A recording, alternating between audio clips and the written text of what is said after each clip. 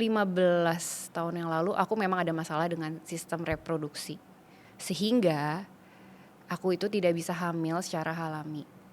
Dan harus menjalani operasi, pernah operasi di Jakarta sekali, lalu aku operasi besar di Malaysia sekali, sampai akhirnya aku bayi tabung. Aku cerita yang singkat aja ya. Aku pikir setelah aku melahirkan, aku gak akan ngerasa masalah rahim lagi gitu. Tapi ternyata setelah melahirkan, anakku udah mulai besar, setiap menstruasi itu aku sakit kayak ditusuk depan dan belakang. Dan aku gak bisa menjelaskan itu sakitnya kayak gimana. Sampai akhirnya 3 tahun yang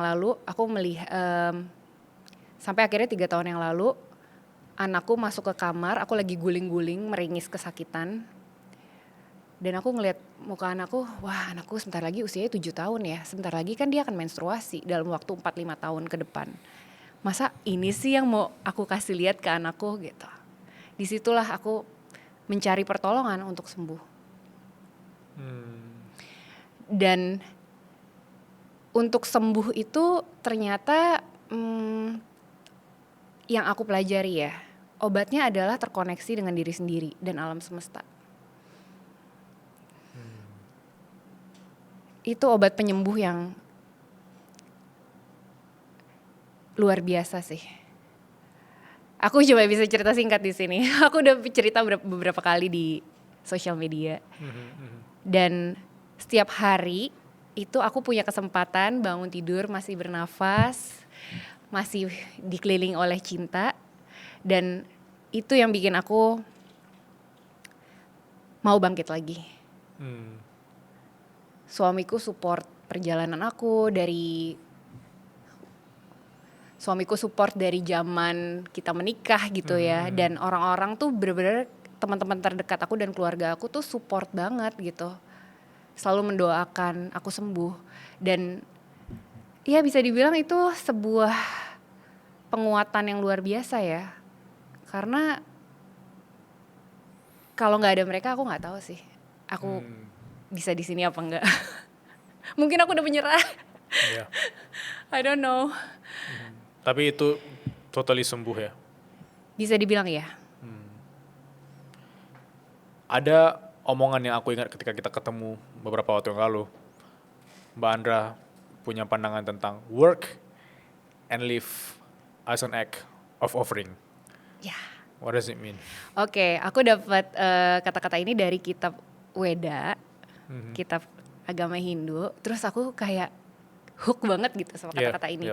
Dalam terjemahan bahasa Indonesia adalah bekerjalah atau berkaryalah dan hiduplah dengan semangat manembah. Terus aku kayak manembah tuh apa ya gitu. Aku cari tahu. Artinya kalau di bahasa Kejawen itu mengabdi atau apa ya, offering tuh melayani.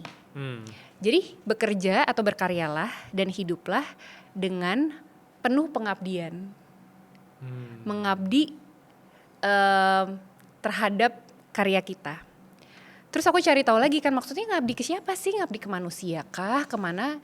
Nah, balik lagi ke setiap orang punya misi jiwanya kan beda-beda. Dan aku melihat bagaimana Bilal membuat suara berkelas ini adalah offering. Kamu tahu kamu punya misi jiwa, mungkin sama kayak aku ingin bermanfaat buat banyak orang. Dan saat kamu tahu kenapa dan apa tujuan misi jiwa kita, tujuan hidup kita, nanti cara-caranya itu akan terbuka. Jadi bagaimana kamu berkarya itu akan terbuka gitu. Misalnya kalau Bilal, oh ya paling gampang mungkin aku bikin podcast. Nggak gampang juga ya Bilalnya. Tapi paling kepikiran gitu. Kayak aspirasi di ketika masa kuliah, pengen bikin podcast gitu. Tapi nggak action plan-nya tuh panjang gitu. Iya. Tapi kan mulai kelihatan tuh gimana caranya aku bisa menjalani misi jiwaku, ya kan? Oke, benar. Mulai kelihatan pelan-pelan, at least udah nge-planning di awal. Iya, udah mulai kelihatan. Nah, begitulah. Dan saat kita mengerjakannya, itu tuh passion aja tuh nggak cukup menurut aku. Setuju. Tapi offering. Nah, offering ini aku cari tahu lagi maknanya apa. Ternyata manusia adalah perpanjangan tangan Tuhan sebagai co-creator di bumi ini. Dan apapun ide dan apapun yang muncul di ide inspirasi di tubuh kita, itu adalah perpanjangan tangan Tuhan. Oke, get it. Aku semakin dapat feel-nya.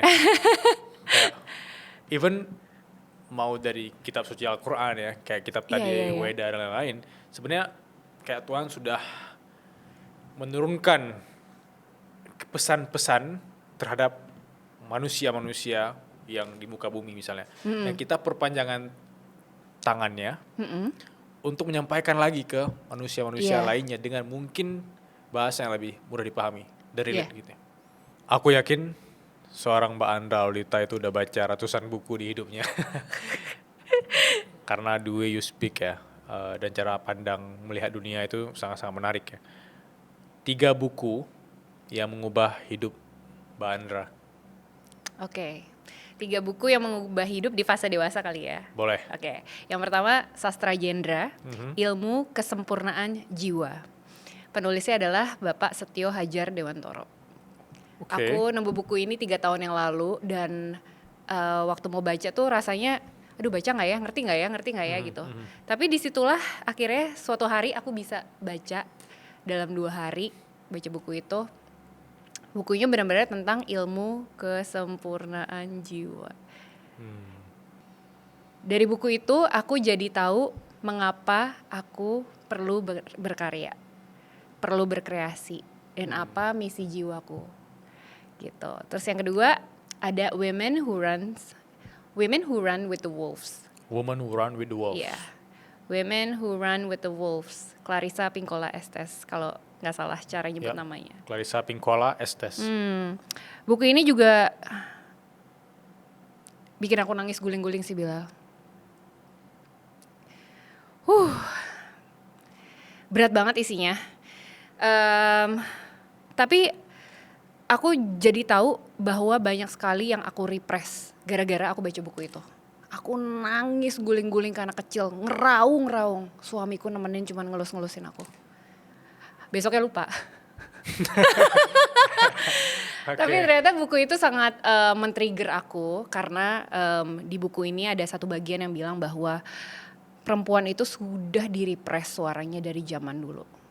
Bagaimana patriarki merepress suara perempuan, bagaimana society itu bilang perempuan itu gak boleh punya suara dan sebagainya. Wah, aku luar biasa nangis-nangis. Oke, lanjut.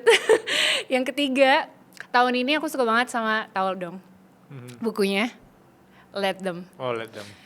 Udah baca? Udah setengah.